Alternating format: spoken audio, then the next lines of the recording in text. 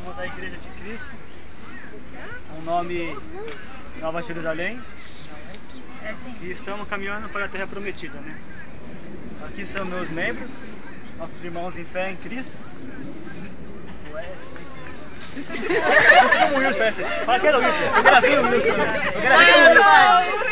Corta a gravação! A Pamela, essa aqui. Paloma! Paloma. Letícia. Não pode falar, eu sei não. Wanderleia e Tâmara. Nosso propósito, estamos aqui. Qual é o nome da igreja? Nova Jerusalém. Nova Jerusalém. Igreja Evangélica Nova Jerusalém. Certo. Tem uma igreja no Brasil que vai processar você. Gente, ó, só o seguinte, ó. Tem que convencer vocês, né?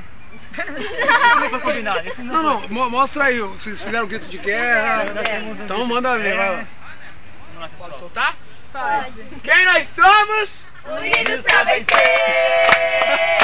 Unidos pra vencer! Unidos pra vencer! Em Jesus!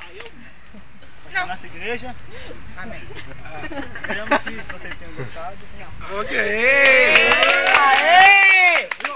As igrejas não vai ficar só nesse